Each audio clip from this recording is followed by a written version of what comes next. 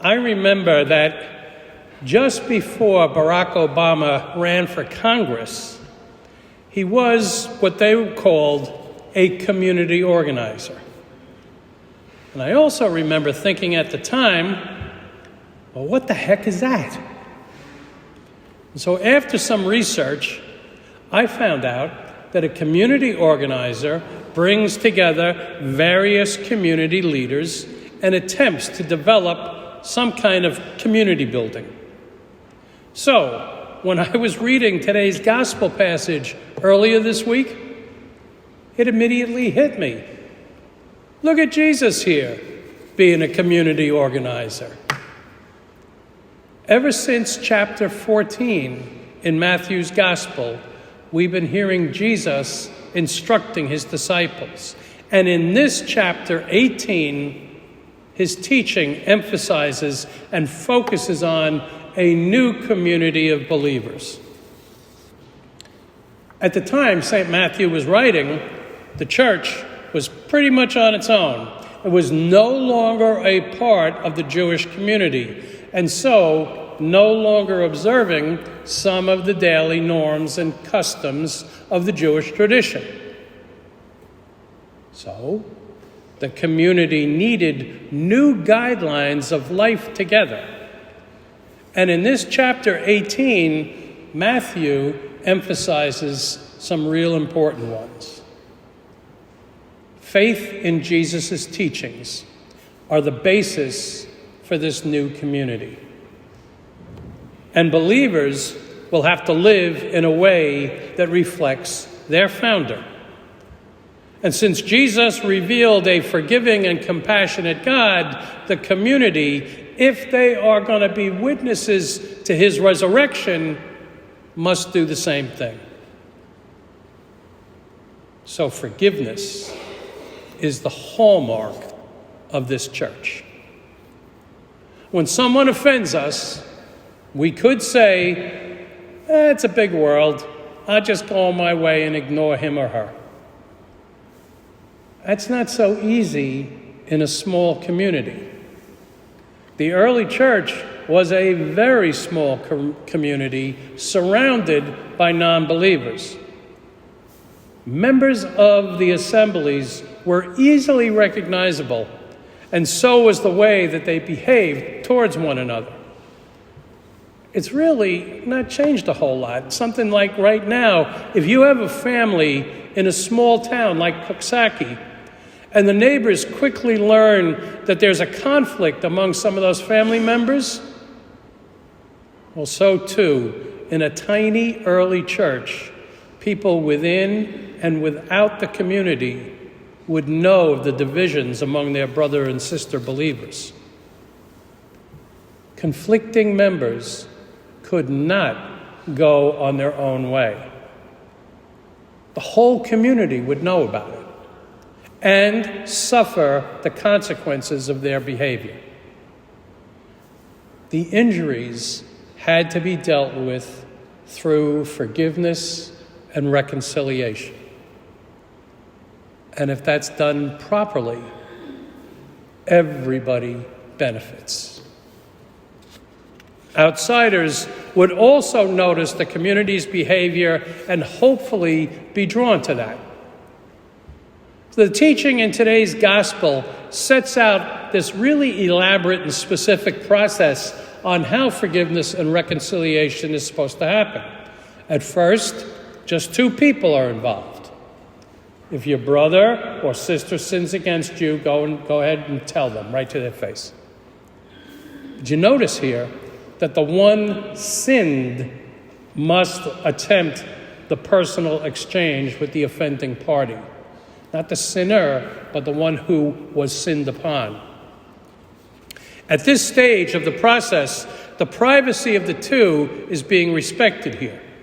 And it's hoped that the two can converse reasonably and that the members can be trusted to know how they're supposed to behave and what they're supposed to say to each other. But we know that life rarely works out according to our ideals. So, Jesus builds a second step in there. If the first step fails, the conversation is to include one or two more people. And we might even jump ahead to the very closing of today's gospel passage. For where two or three are gathered together in my name, there I am in the midst of them. But that phrase, we usually equate that to two or more believers who are praying together. But in this case, the same applies. Where reconciliation is attempted, Jesus is right there with them as well. So when two or three come together to settle the offense, Jesus enters with the community. And when a believing community works to settle disputes, Christ in our midst is also working to achieve that same goal. That's what Jesus is telling us here. That's what makes this a whole lot more than just an ideal. In today's example, Jesus is right here in our midst when we work together to right wrongs. Forgiveness and justice must be the hallmark of this community. If it is, others will recognize that there is something unique about this church. And they might even recognize that Christ is alive and active in our community, doing what isn't normally doable.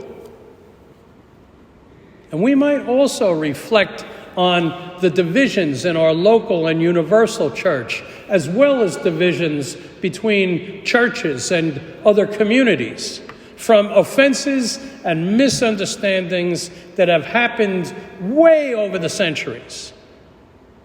And we invite Jesus to be with us as we consciously and deliberately set out righting both large and small wrongs. And so Jesus' instruction still continues. He said, if the offender is hardened and refuses to acknowledge the wrong, then the process moves to another level. Go tell the church, he says. Here Jesus gives the entire community the power to bind and loosen, the power to welcome back the repentant member, but also to discipline the unrepentant offender. And that offender must be treated as being outside of the faith.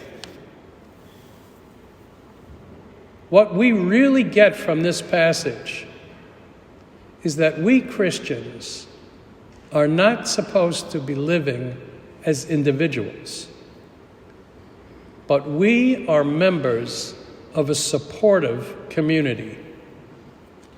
When one member has been sinned against, the whole community suffers. And others are there for support to see that the rights are corrected. And so what's the spirit of today's gospel? Is it just that Jesus is talking about individual offenses and sins in a small community that lived during the first century? Suppose a group in our community is treated as though they were second-class members just because they're new on the scene. Or suppose the poor in the next town are being ignored or deprived of their needs or rights. Suppose women's voices are being ignored. Suppose the elderly are being patronized. Suppose young people never hear their lives or issues mentioned except through complaints about them.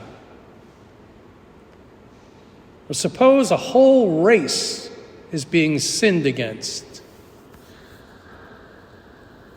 What are we supposed to do about that?